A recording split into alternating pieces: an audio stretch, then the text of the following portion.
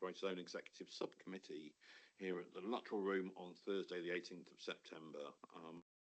Great pleasure to welcome you to this meeting. I'm Councillor Bill Revens, Leader of Council and Chair of this subcommittee. It is only subcommittee members present in the room that are taking decisions at this meeting. Others are in attendance, are here to provide advice. There's no planned fire drills today.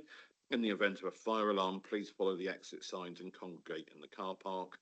Please let Mike Bryant or Lee Wilmot from Democratic Services know if you have any difficulties in exiting the building. The agendas and papers have been published on the Council's website in advance of the meeting, and while the Council recognises the importance of striking a balance between the opportunities for the lawful expression of views, unacceptable behaviours or actions can lead to the meeting being adjourned. The Council will make a recording of the meeting and this will be published in due course. So today's meeting, we will be following a hybrid format. The Executive Subcommittee members and key officers are physically present here in the Luttrell Room. Other elected members and officers may physically or remotely join the meeting to speak on specific agenda items or observe. The meeting is being broadcast and therefore other members of the public and partners can observe the meeting remotely. If you are online, please can you only use the meeting chat function for the purposes of this meeting. If you wish to speak, please use the hands up function, or failing that, a note to say in the chat. Please keep your screens off if you're online, and microphones off as well, as we do not wish to be disturbed by any extraneous noises or events. So moving on to our formal agenda item, we have no apologies for absence, I believe. Okay, no apologies for absence, and any declarations of interest from members? Not seeing those other than those listed on the website. Councillor Liz Lyshon. Please may I put forward apologies from Councillor Graham Oakes, who's on annual leave this week. Oh, well remembered. Thank you very much. For some reason, I had thought he was on the going off with Councillor Wilkins, and then I realised that they had separate holidays. And Graham has 2 weeks and Richard has 1. Public question time. I'm advised that there are no public questions. Is that correct? That's correct. Which brings us on to item 4, which is the University Centre Somerset College Group update on skills and training delivery. Is it all right if we call it UCS? Because that's going to be a mouthful if I have to say it every time. I would not wish to offend the brand police. Ian, I believe you're introducing and then passing on to our guests. Yes, thank you, Chair. I think this comes from previous meeting where we had a conversation, and also I think the importance of, we all recognise, of skills and training and employment for this amazing inward investment opportunity, and we need to maximise that. And hence why Matt Tudor, who is the Chief Strategy Officer, and Simon Brewer, the Group Director of Partnerships and Major Projects, are here to give us a presentation. I think it also links into the conversation we're having with Department for Business and Trade and Department for Education around skills, funding of skills, and the need for capital investment into the area as well, to make sure this isn't just a short-term thing but a long-term. So over to you, Matt, and thank you for agreeing to come. Thank you. We're absolutely delighted to be here, and I'll start with the formal title, UCS College Group, newly formed as of the 1st of August, and I thought it would be a great opportunity to bring colleagues up to speed on the group itself before we enter into the skills challenge that is presented by the Enterprise Zone. So next slide, please.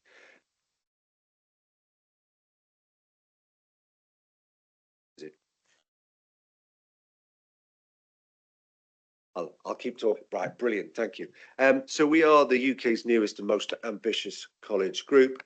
We're probably going to be turning over about 87 to 88 million, which would put us in the top 10 of FE colleges in the UK. We were delighted to welcome Strode into our family on the 1st of August, and a successful 2P across of colleagues there, and students have all started at all 4 colleges this September, and you'll be delighted to know that our numbers are up and looking healthy, and students have started brilliantly and are underway.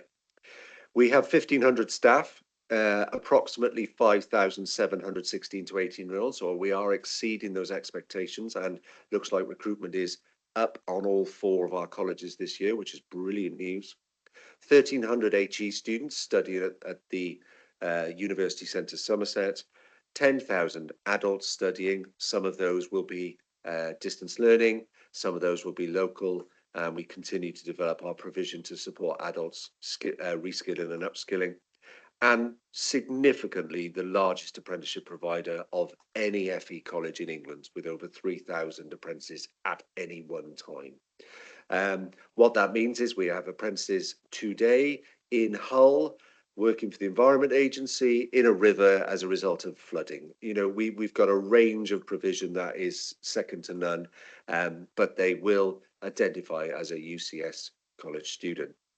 And like I said, £87 million turnover with a full range of services to enable our students to have a really successful time whilst with us, but also create, as part of the group, create a operational and back office that is slimline and world-class to support provision at each of the colleges to give our students the best success.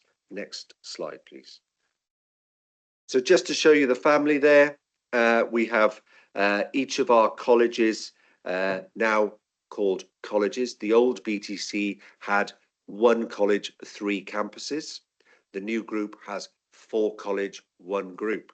So we have a principal at each of those colleges, and a student doing A-levels at Bridgewater will identify with Bridgewater College, and a student at Strode College will identify at Strode College. And each of those colleges has a principal, assistant principal, and a whole bunch of support services that are group level, ensuring that the students just have the best time, and more importantly, they progress to the right direction where they want to go, whether that's job, university, or indeed an apprenticeship.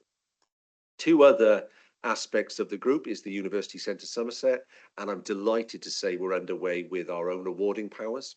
So we are working with the Office for Students to ensure that we can deliver degree level qualifications awarded by the University Centre Somerset, rather than the current structure that we have, which is we are franchised by some of our local excellent universities, but you know, ultimately we wanted to be self-sufficient and sustainable.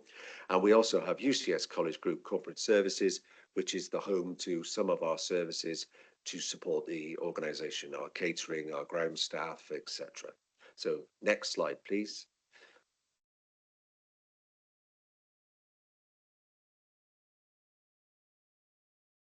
What we've been able to do is create one vision, one culture, academic excellence.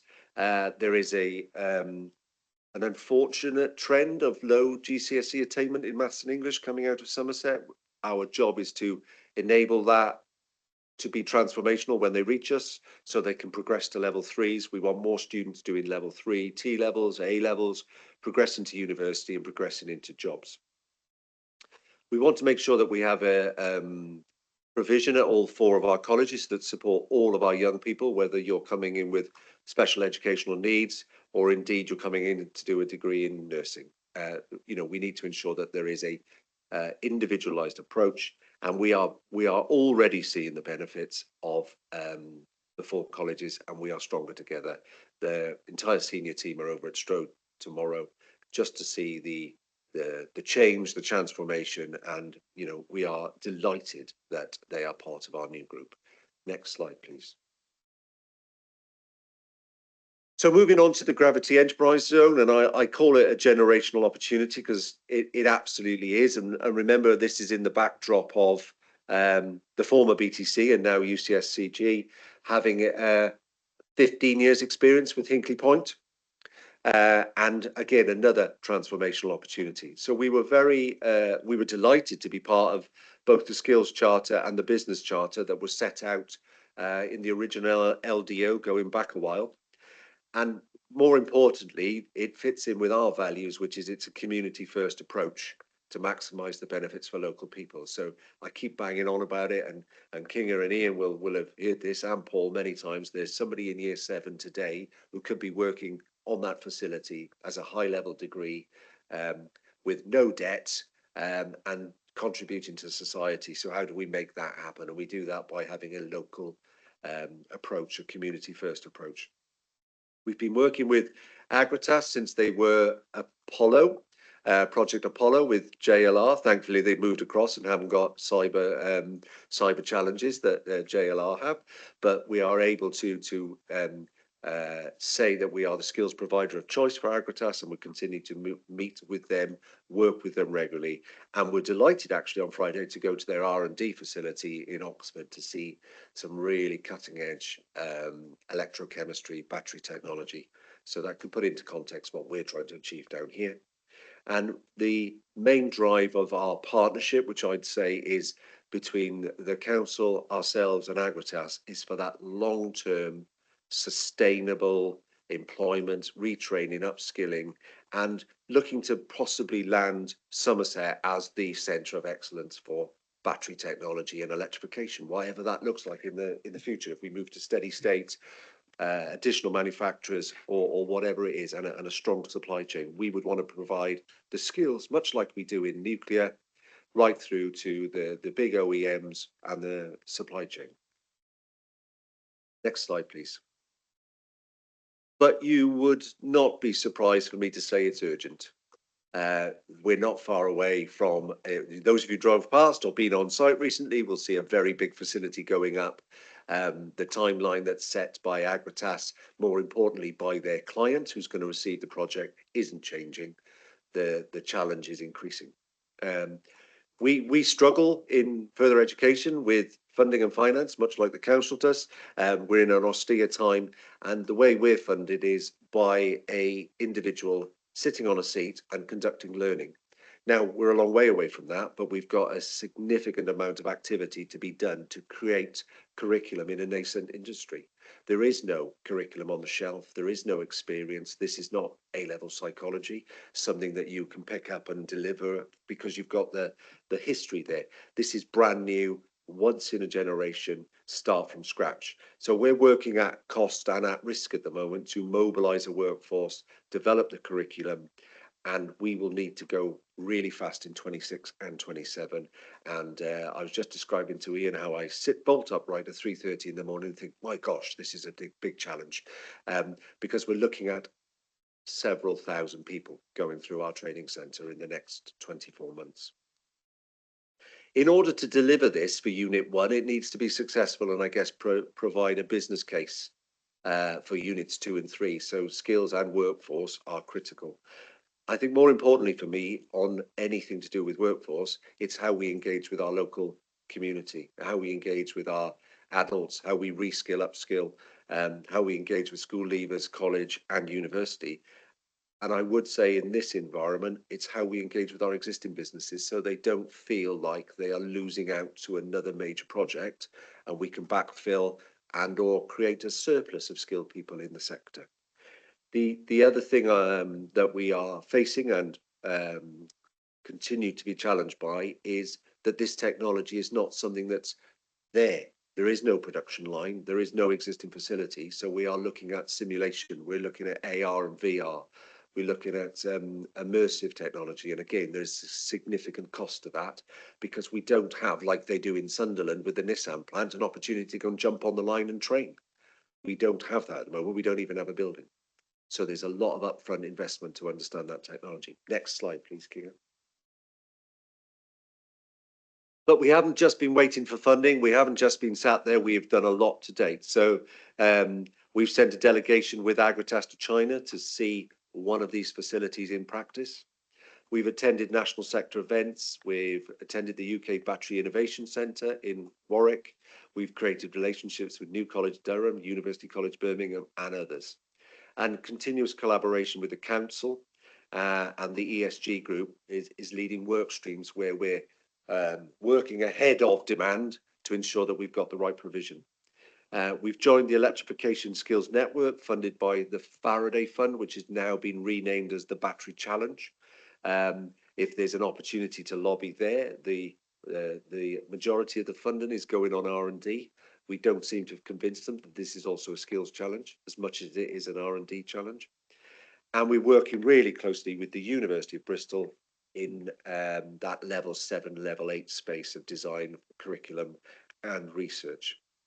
And we continue to build relationships up front and ahead of this provision, all at the moment unfunded, but in support of this transformational project. Next slide, please, Kinga.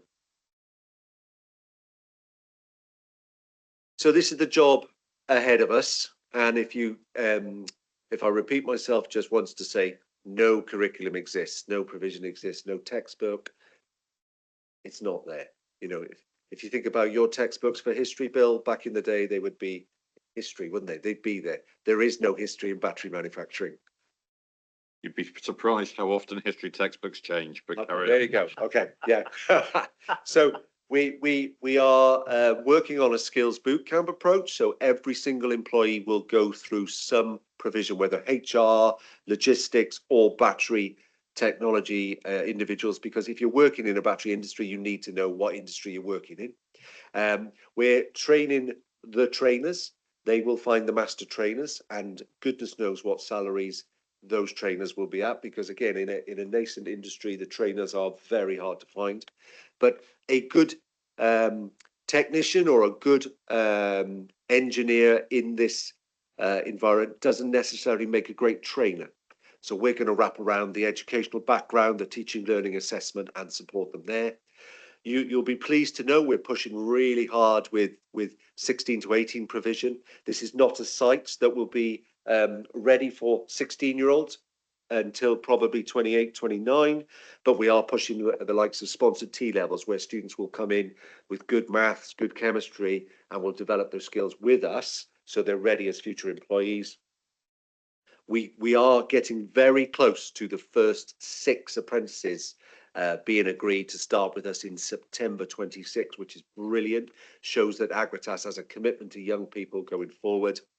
There's a huge amount of pre-employment awareness raising, screening and assessment, because there's not a misunderstanding, but I don't think there's a clear understanding of what you do in this facility and what roles you can perform, what's the way of working, the personal protective equipment, the dry room, the skill set you'll need. So we will need to do some significant warming of the market, warming of individuals, and working closely with Mel Roberts and people like that to reach into non-typical groups, so that we can start to take them on a journey to be either employees at the facility or indeed backfill where other businesses have lost out. That isn't going to be a one-week intervention. That is going to be a sustained, continuous intervention of training. And we're also going to be delivering the level 2 EAL award in battery manufacturing. You can imagine in any new industry, everyone's coming out of the woodwork to try and make a buck. Awarding organisations, other providers, etc. So what we're trying to do on behalf of Agritas is to corral all of that into one place, so that I go back to the early days of HPC. You sat in a room, there were 35 different training providers, all thinking that EDF had lots of money. You know, in the end, there's just us left, because it's hard, it's a lot of graft. We're seeing that here, but we're advocating on behalf of Agritas to corral all of that. So that's a significant amount of work there. That is one of our faculties alone from startup from zero. So it reminds me very much of the very successful National College for Nuclear, which is now 8 years down the line, 750 students, and we are in the same place here with batteries. Yeah. Sorry. Sorry. Shall I just ask what EAL stands for in that context, please? It's an awarding organisation, engineering and learning, or something like awards, engineering awards and learning, or something. Yeah, it's Thank you. sorry. Oh, EAL is normally English as an additional language, and I was trying to make sense of No. sense of that sentence. So thank you for clarifying. That's okay. Yeah. Next slide, please, Keegan. So I'm not coming to you today for revenue and capital, but I think we are coming here today to continue to be collegiate in our approach to central government, to say that this is not something that can be solved with the existing skills mechanism and or capital mechanism. It just simply needs care and attention. You would like to see that the industrial strategy providing some mechanism here to develop this, and we continue to have detailed conversations with DFE and DBT, and we are working towards a skills summit in October to bring everybody together to have that conversation. It would be brilliant if it's post the skills white paper, but we've been given the broad deadline of the skills white paper of autumn, so we're not quite sure when that is. We continue to be the strategic lead by coordinating the regional providers. We need to recruit battery industry trainers. They aren't out there. They certainly aren't out there in the UK. They might be out there in the world, but we know the challenges Agratas are facing in India with a similar challenge there. Like I said earlier, we need to prepare that workforce. This workforce is not going to be out there. It's going to need work. It's going to need development. It's going to need confidence building. It's going to need interventions, whether those are maths and English, confidence building, working in teams, all those sorts of things that we're used to doing from our experience with HPC. And we will turn that towards this. We will need to develop an academic team to do this. And at the moment, obviously, no revenue is flowing in to enable that. I think we've got an opportunity here that was once of a generation, in that this could be the test bed for UK PLC to say, major investment, amazing piece of land with all the right planning mechanisms, the workforce enabled and driven. Why don't you just go out and do that again all over the UK? But because we've proven we can do it. I think there's there is a terrible situation here where we don't get this right. The batteries don't come out at the end of the right time, and automotive industry in the UK fails. The opposite of that is that we provide batteries through the workforce. We upskill, rising tide raises all ships, GCSE attainment increases, schools prosper, investment, but it's going to be a people challenge. It's not necessarily the mix that goes in the battery is the challenge. That's sorted. It's the people and the prosperity that the people will bring to the region. And I think we do need to think big. We've thought big with National College for Nuclear. We were lucky at the time. It was a significant investment by the government, not match funded. And we started with 6 students in that facility. We're now 750 plus, and we deliver degree level apprenticeships in Cannington, supporting the nuclear industry of the UK. If we think like that for battery technology, we can really rise above and make Somerset once again an amazing place to study and stay in, but also an amazing place to come to study, which I think would get to our joint aspirations of a university provision here in the county. And that's the end of the presentation. Happy to take questions. Yes, thank you very much. And just thinking also to the importance of energy in across the region, of how the ambition of being the green energy capital of the country, and that ambition that we've had through the Great Southwest with our partners across the West Country, and the announcements yesterday about inward investment around technology and AI. Never has it been a more important time to be in this space, and really thankful that we've got such a fantastic college group to be able to be behind this. Dave Wone online has a question. Yeah, thank you, Bill. Thanks, Matt, for that clear and resonant presentation. And I just wanted to echo and amplify what Matt and Bill has just said, and just add that I realise that we're working at an incredible pace on this, and at the risk of sounding like I'm trying to turn up the speed dial, which I'm not, all the stakeholders need to pull together on this one to ensure Somerset benefits from the employment, the supply chain, and the further inward investment. As you rightly said, Matt, the skills curriculum is more or less being written on the hoof. There is no skills curriculum. It's being written as we speak. So there's a moving window of skills and employment opportunity. And if we miss it, I just fear that this site may become a satellite for people coming in from, should we say, Bristol. So what I'm chasing is a balance where as many people in Somerset benefit from the presence of Agratas. So not a question, just a call to arms here for all of the stakeholders involved in this project that we need to max out the opportunity and success for as many people and businesses in Somerset. Yeah, thank you. I think we'd all echo those words. Lots of people nodding away in the room, which you won't be able to see. So thanks, Dave. Go on Thanks. to Richard. Thank you. Great presentation. You know, it's quite clear to everybody here that the work you do is vital for the future of Somerset on this. And most importantly, it's about the opportunities that are presented to, in particular, the young people of Somerset, and keeping them here. It is vital. I do have just a bit of a clarification that I'd like to ask, which was about your visit to China. And you said to visit their site, but I was wondering whether you just meant their site or whether you meant their training facilities over there. Yeah, so it wasn't Agratas's site, it was their technology vendors, and I'll let Simon answer because he went on our behalf. It was very much to see and experience what a gigafactory was. And so their technology provider have gigafactories.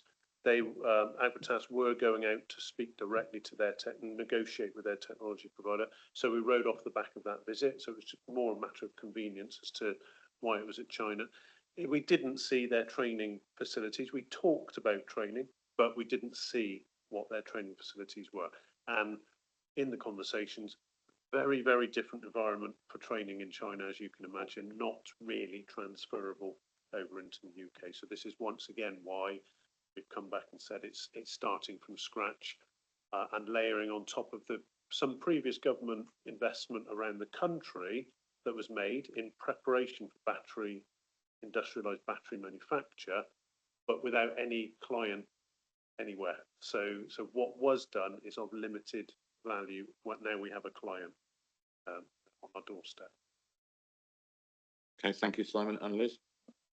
Thank you very much for coming here today. It's really interesting, and particularly interesting having had the advantage of tour of the Agratas site recently and to see the progress on the building, which I hope might make life slightly easier for those of us advocating for what is needed in the way of skills and education.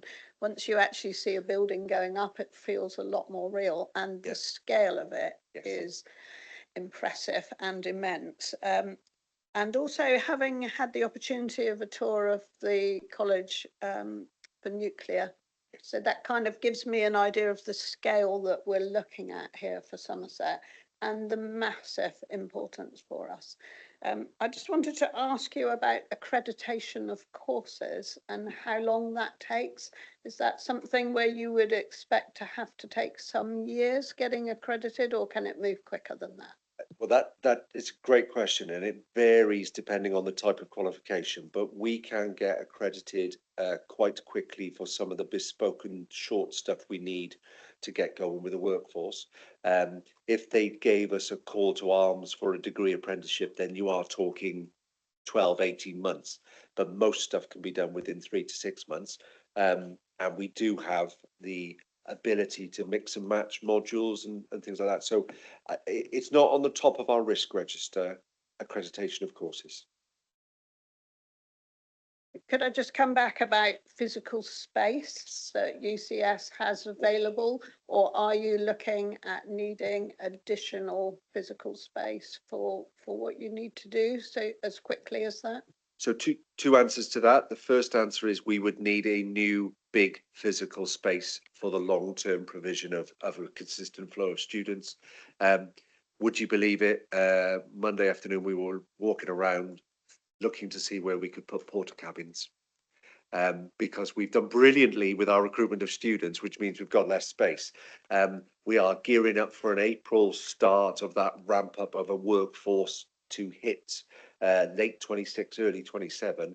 Our engineering facilities are wonderful, but they're absolutely rammed with students. So we were looking at porta cabins. We were looking at, because we shift a few things from Bridgewater to Cannington, all a bit sort of not ideal, but could be ideal if it's not so good. And the Baroness Smith comes down and looks at the training. We go, well, look, this is what we're having to put up with. Now stick your hand in your pocket. But we are going very early now on a small investment to find some workshops and teaching facilities at the Bridgewater campus, but it will be temporary and it will be not our usual standard. It will look nothing like the National College of Nuclear.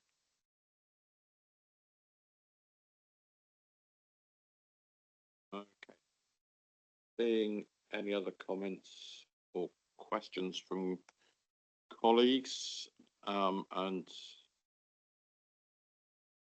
if there are any recommendations on this one, I was just that there isn't anything on the chair's schedule, so there's nothing for us to recommend. So thank you, Matt and Simon, for your very kind attendance and excellent report. And having said that, Marcus has put his hand up. Yeah, sorry, sorry, Chair, I wasn't. And quite literally, it's panto season because he's behind you.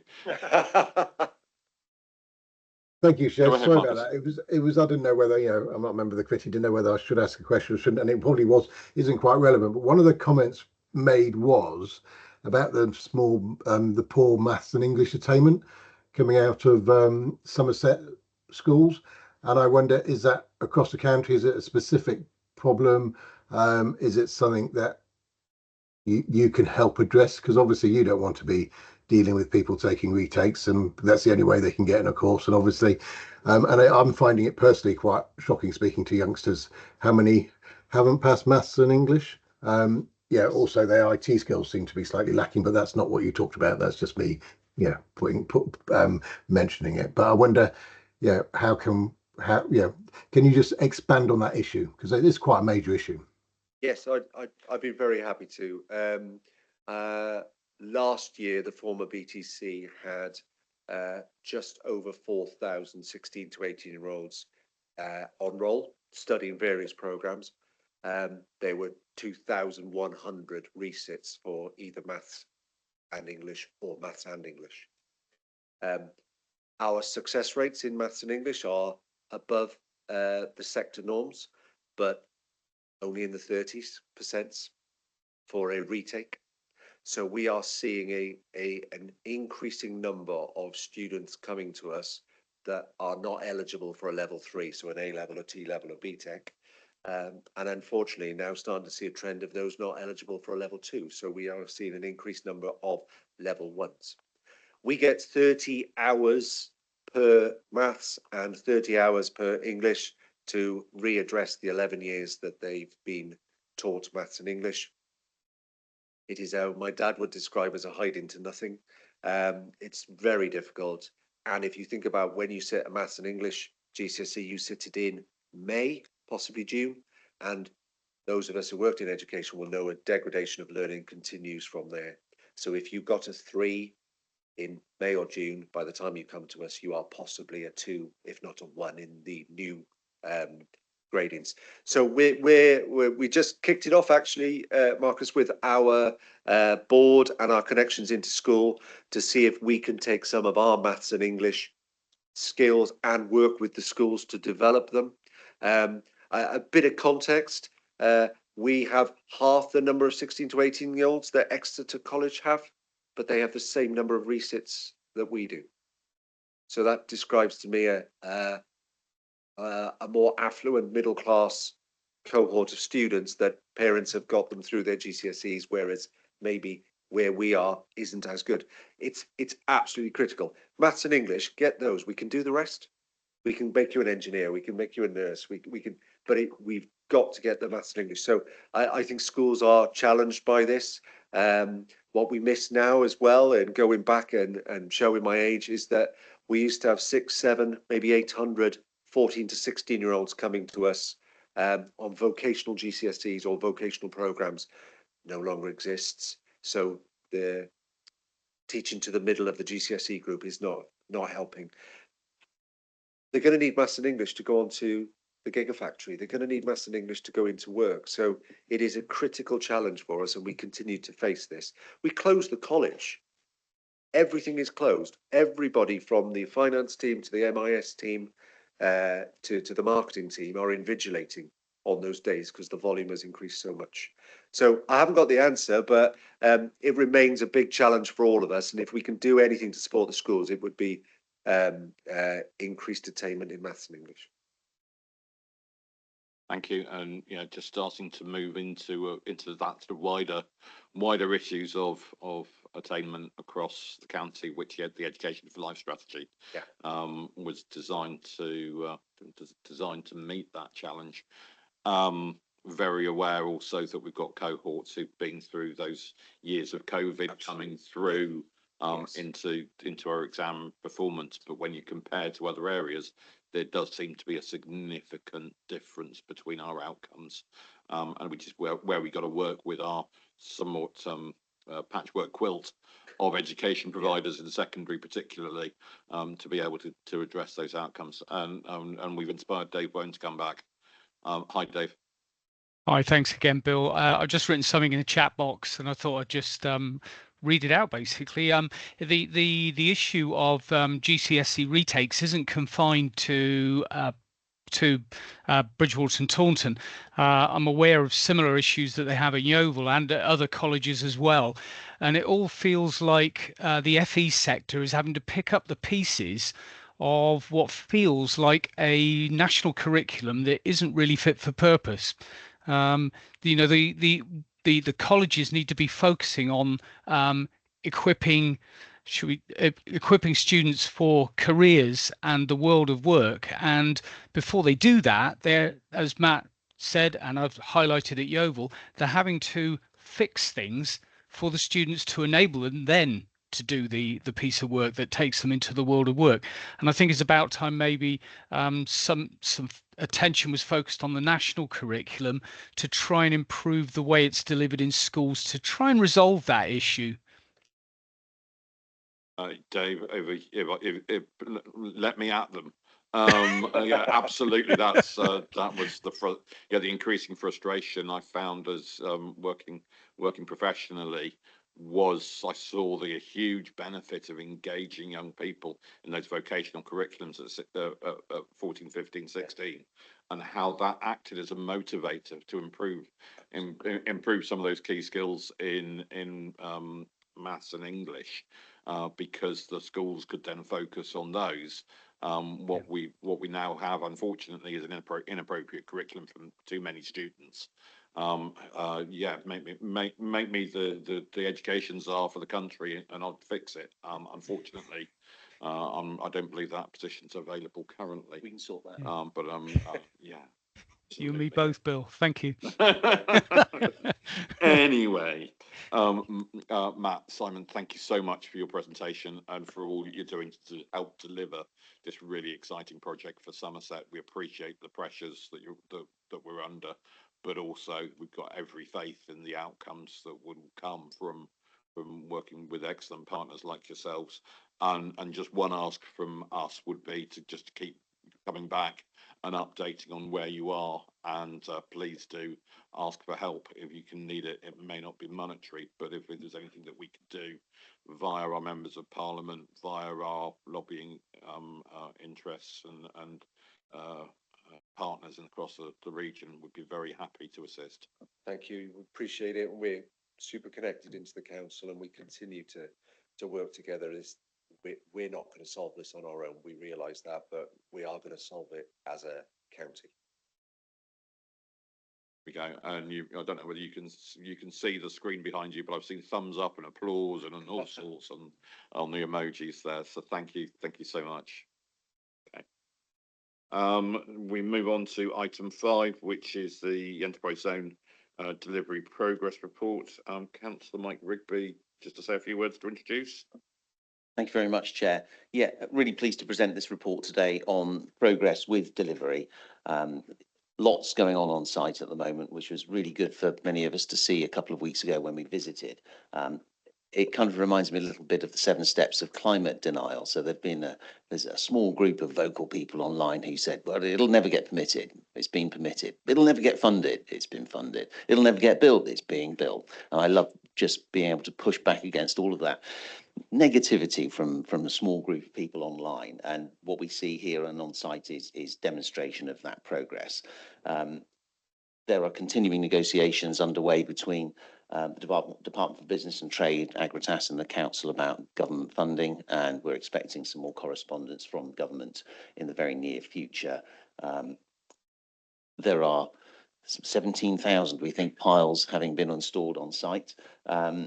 And as many of us saw, the building is flying up. There's a huge amount of progress with regard to building 1, starting at the north and moving to the south.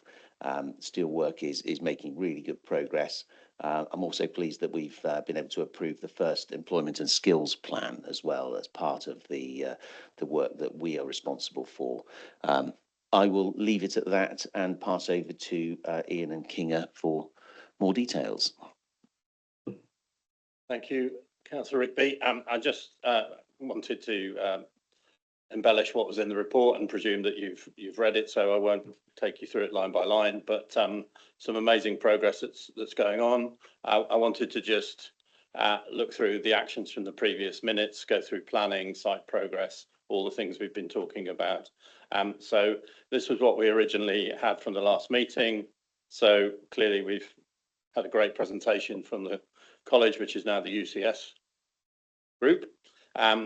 The STEM outreach, I think this is an ongoing thing, but I think Kinga will talk about it a bit around some of the engagement, but I think how we ensure that Agritas especially develop their programme further into schools is an ongoing issue with us, and I think probably one of those items we want them to cover with the all-member briefing that's coming forward.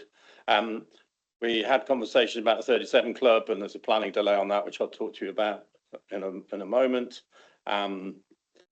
And Mike quite rightly has mentioned the ongoing conversations with DBT, which I'll cover, and the business and supply chain engagement absolutely critical for us, and lots of ongoing conversations with Agritas, and we're expecting them to use the all-member briefing to provide further updates, and potential transport infrastructure I'll deal with as we go through.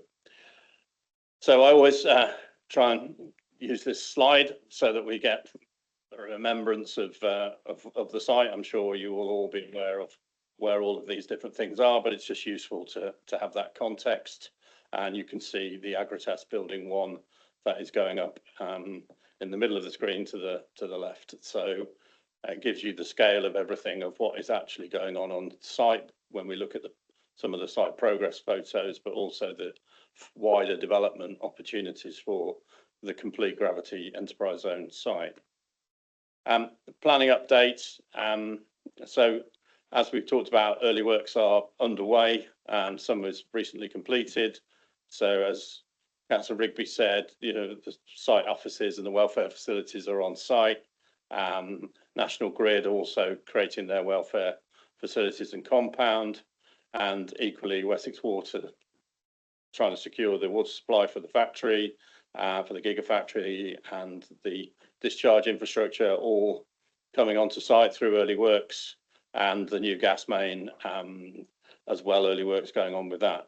With regard to Agritas, as we talked about the last meeting, and I'll show you just to remind you, the pre-commencement conditions for the phase 1 were discharged. We've been officially notified that development has committed and started in June, and we have a revised compliance application come in on the revised design of building 1, which, as we discussed before, was shortened through technology improvements and process improvements. And we also now have the Ring Road phase 1 application come in, which is currently being consulted under that application that is there for you. Just to give you that context, this is now the latest sort of Agritas building 1 master plan. You'll see the building 1 on the left hand side, and then the further development work to the right-hand side that we hope will come along with buildings 2 and buildings 3, but it gives you the master plan there. These were the revisions. So as we saw at the last meeting, the top elevation shows the original and the bottom elevation shows the revision, and you can see that on the left-hand side of the picture of the blue, and now the white is the revised. So I think there is still some ongoing conversations around some of the ancillary buildings and some of the locations, but it gives you just the idea of what's going on. Here is the ring road application that has come in. This is the first phase, which is the compliance that we're talking about. So you'll see in the bottom of the screen, you'll see the existing roundabout that is now in place at the bottom of Enterprise Way, and that comes in from that existing entrance and then moves through to service not only building 1 but also the NGET substation, which is to the right hand side, if you remember the original context plan. So that is the application we're currently dealing with, but it gives you an idea of the scale of the infrastructure investment that's needed, not only for building 1 but also to service other parts of the site that are required, especially energy. Further planning updates. So this is Gravity Limited and National Grid, NGET. As I said, the 37 Club has been delayed because there is a revised gas main position going through that particular site. So they're having to change the design and the drainage detail. So that has meant we are awaiting that further layouts. The hot topic of the village enhancement scheme, we think we've got there. We're waiting for a redesigned route that we've all agreed.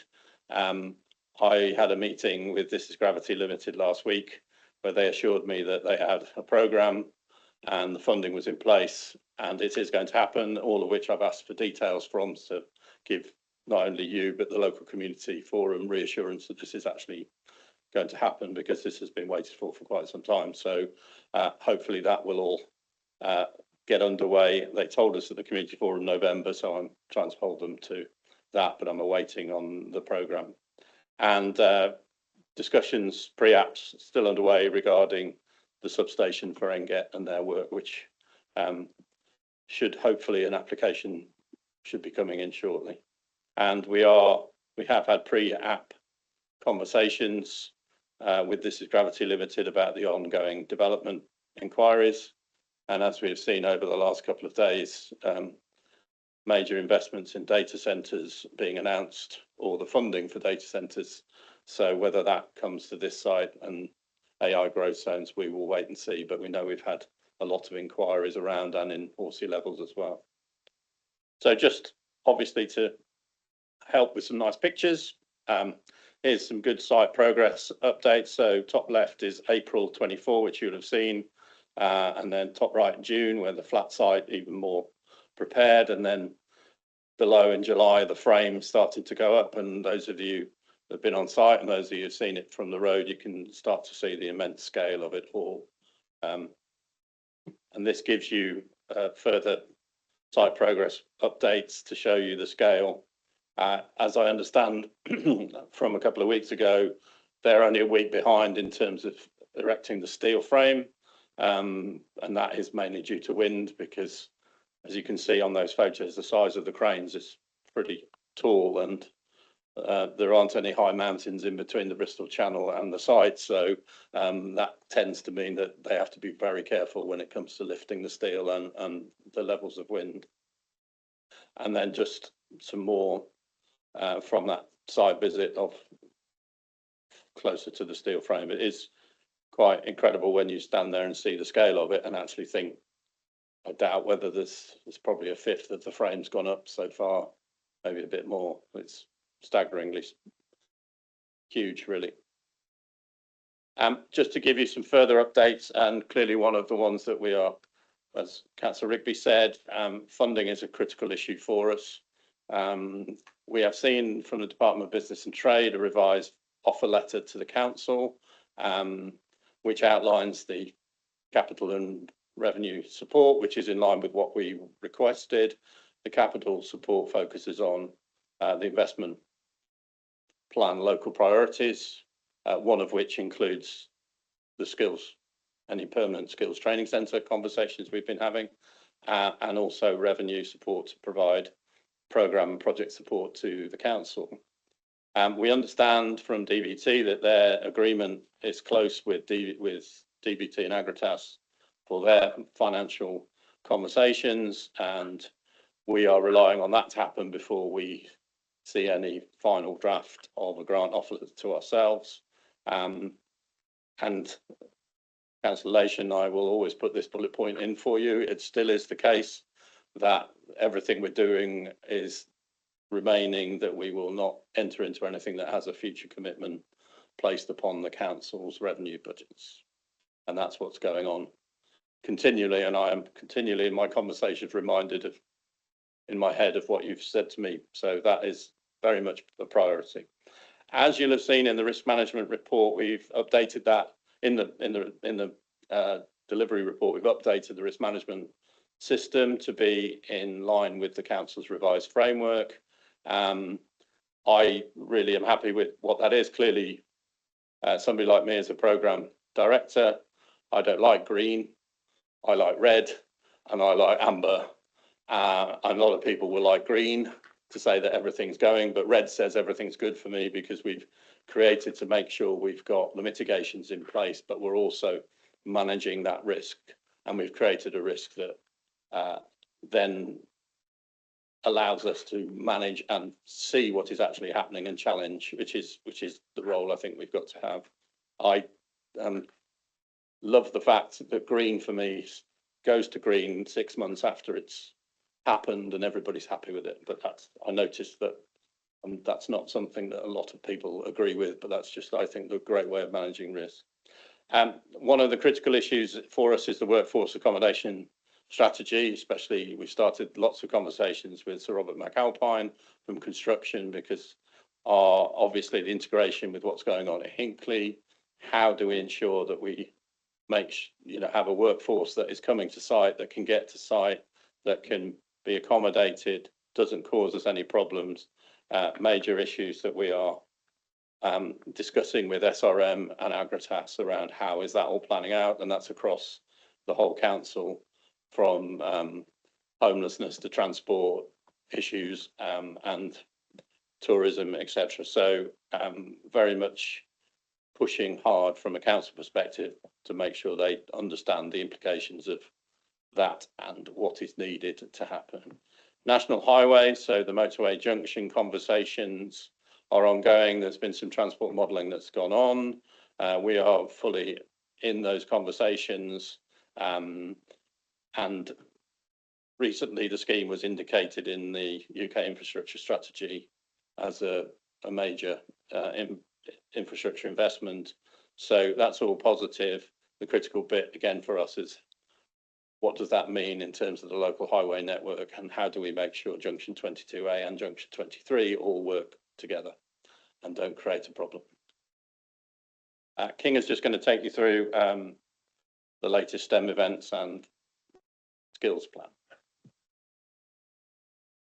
Thank you. Yes, so we in June we've seen one of the first STEM events being delivered in Somerset that focused on battery and electrification. It was delivered by the Faraday Institution. They've run a whole day full of activities. In the day, they engaged with the school and the children, and about 550 students attended various sessions. In the evening, they've run some sessions for families. So many students actually came back with their parents in the evening to attend some further sessions. They've also run CPD sessions for the teachers, and the feedback we've had was that the attendance and the engagement from the teachers was incredible. The colleagues in the education part and children's services within the council are looking at how we can expand this this offer to other schools and wider Somerset. They don't come cheap, so obviously it's not something that we can easily put together. But there are things that can be done, and as we previously mentioned, about 20 battery boxes have been purchased, so they will be able to be used. What we have done internally is develop a list of priority list of schools. So looking at things around attendance, free school meals, school results, absences, and prioritise the schools that we would like to see the engagement first, because we think they would benefit the most. So that list is now live, will be refined obviously as we go, and we will encourage Agratas and This is Gravity and their contractors, so when they do have engagement with the schools, they follow the list rather than pick the school that is the closest to the site. So we can actually influence where that benefit goes and who we work with. We're also using our colleagues in the children's services to make sure that they facilitate conversations rather than have our key employers kind of cold calling schools, hoping to get through. So we facilitate those conversations. Can I have the next? No, please. Thank you. And since our last subcommittee meeting in May, we've completed one of the. I mean, it might seem like a small step, but it was quite a big milestone for the project, and it aligned with the compliance consent for building 1 and commencement on site. We have developed and agreed formally a first employment and skills plan for the site. So that is building on the local labour agreement framework that was put in place for the Huntsville Energy Park as it was before. That was then translated through the LDO into the Skills Charter and the Business Charter. So there is an obligation that says that every parcel, every phase will have its own employment and skills plan for the construction phase, to ensure that we actively encourage and provide opportunities in the construction for the local people. So we use CITB, which is Construction Industry Training Board methodology and KPIs to develop a number of targets for each phase. So Sir Robert McAlpine, as a main contractor for Agratas and Building 1, they are responsible for implementing, delivering the first employment and skills plan. And we've put some highlights from that ESP into the slides. So it will involve things like number of apprenticeships started and finished, what happens with the apprentices as well after they've gained their qualification, how many of them translate into permanent jobs. We're looking at vacancies and the way all vacancies related to the site are advertised to make sure that they've got a huge exposure locally. We've teamed up with colleagues in the skills team, so we are now using resources like Step Up Somerset to promote and advertise jobs locally, to make sure that our local people are aware of those opportunities in one place, so that they can easily find them. We will be looking at things like work placements. We're going to be looking at upskilling and training the existing staff. So we will be looking at their health and safety requirements, their CSCS cards, leadership and management training as well. So some of them, those will be delivered and recorded. We're looking at green skills as well. So I think there is it 7,200 hours of green skills to be delivered on this parcel, on this building one only. So we're obviously equipping the workforce with their green skills, which will then have long-term legacy for them and for the locality. So there's going to be a whole range of data and reports that we will be requiring from SRM on this employment and skills plan. And then obviously as the further pieces come forward, there are going to be further employment and skills plans. We are nearing to the end of Q1. So we are expecting first report from SRM on where they are with hitting the targets. Obviously, they need a little bit of time since starting on site in June to put in place the necessary processes and procedures and data monitoring. But we understand that they have undertaken a whole site audit across all their contractors. So collecting data on accommodation, skills level, equality, requirements for training. So all of that we expect will be submitted with their first quarterly report, which hopefully at the next meeting we will be able to share that information with you. And like I said, further developments on site will most likely require their own employment and skills plans. So we will then start recording those. So those quarterly reports will grow and grow and grow over time, which hopefully will show how we are tangibly changing people's lives and how we are delivering on the skills agenda. Next slide. You want to go on that one? Thanks, Kinga. The last slide was just the usual feedback from the previous meeting. From previous meetings, this was the local community forum. So these are the issues that were raised. There were environmental concerns, which we've had conversations about with Agritas, and I know colleagues across the council have been working well with them to solve the problems. Just concerns around parking, fly parking by workers with SRM potentially coming in were raised, and some of this links into the lessons learned from Hinckley, obviously. We have ensured these conversations are happening with SRM. As always, communication, wanting more communication, as we all do, and I think some conversations I've been having with Agritas around making sure we have a consistent information coming out to the community and the ways of dealing internally across all the partners around agreed messaging is very critical.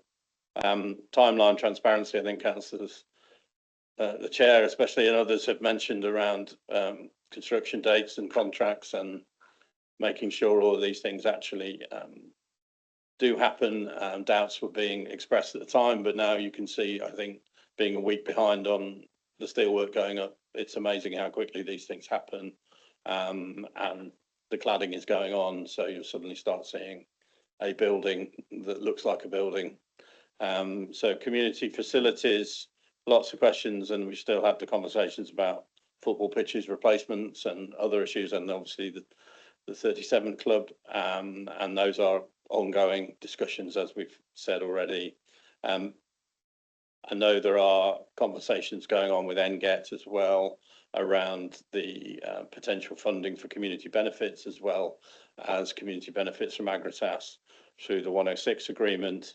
I think one of the last things that summed it all up, I thought that meeting was very good, was that a lot of the local representatives praised SRM actually for solving problems whence they were aware, and actually since the initial teething issues, a lot of praise for the staff, and the lack of disruption was acknowledged for a massive large scale project. So I think obviously something to continue to watch for, but that was a good to hear that was what was happening.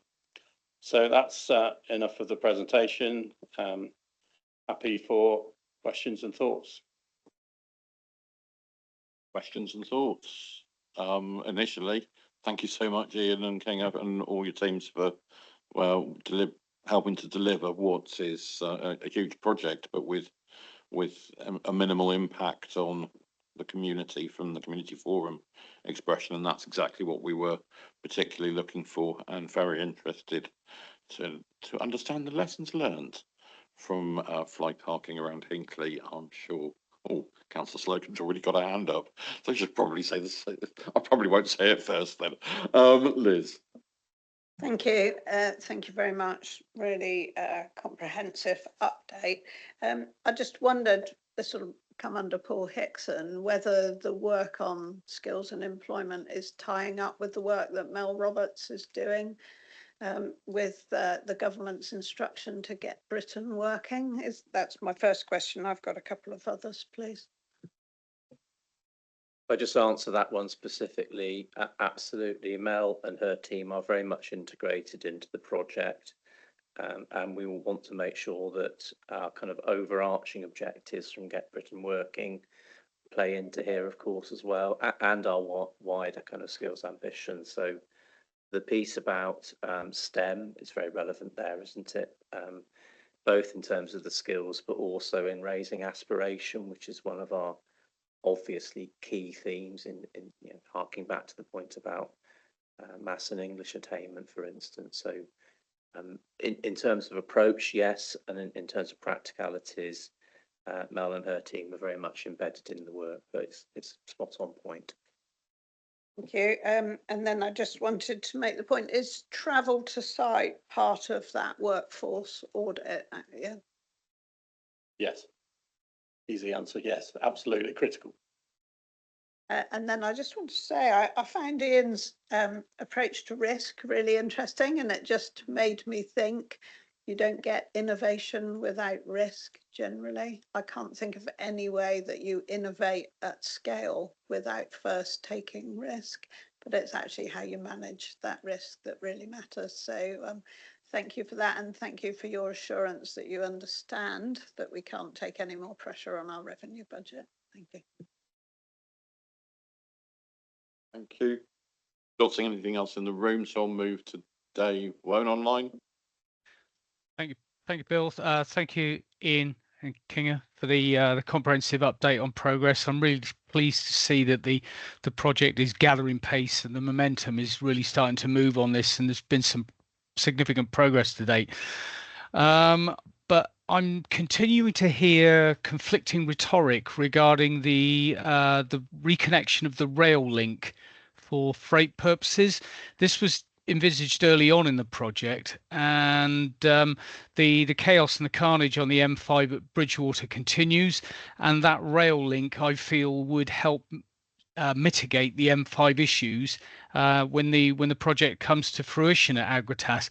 I'm aware that Somerset Council and Highways are chasing national highways regarding issues such as clean-up times from RTIs on the M5 in and around the Bridgewater area. But after the initial expectation that the rail link for freight would be forthcoming, the conflicting and some mostly anecdotal rhetoric that I'm picking up, I now feel this is in some doubt. And without that rail freight link, a new M5 junction near the Junction 24 will only result, I feel, in the Agratas road traffic just adding to the existing congestion. So my question is to Ian Kinga, what is the official position at the moment regarding the reconnection of that rail link? Yes, so National Highways and Network Rail, two of our greatest friends, aren't they? Can you give us some hope, or at least I know there are ongoing discussions around Network Rail, the rail freight issue. I've expressed exactly the same as Councillor Wone in terms of with Agratas to say how beneficial I think that would be to open up. As somebody that's worked inside Network Rail, I fully understand the timescales that are required to get that type of conversation. And Paul, I think you're having some conversations as well with Network Rail around the rail on this. So I think we see it very much as a priority still, and it is very much trying to ensure that Agratas and others and everybody we push in the same direction and have those conversations about rail freight. Indeed, and for me, and I suspect it's already a closed door, is also around passenger. Wouldn't it be wonderful if you could hop on the train at the new Wellington station and get off at the Gravity site. But let's not hold our breath on that one. Jill. Thank you. Good morning, leader. Good morning. Really positive. It's been a really good so far to hear this positivity, and I'm really pleased. Could I first say that there is no E in Bridgewater? Very proud Bridgewater people do not want an E. Okay, sorry, we'll take them out and we will flog them immediately. Jill, who was that? That was Ian. Ian, Probably me, notice. probably me as Thank somebody you. from North Yorkshire. Right. Very sorry. That's all right, Ian. It's very good when you keep in with Bridgie people. You need to make it right. Two questions really. Well, one and a statement. I wondered if you've had any feedback on the height of the building. I know in the very beginning it was really difficult about the height, and I'm hoping that I certainly haven't had any feedback. And the other question I would say to you is please think seriously and work on the fly parking issue.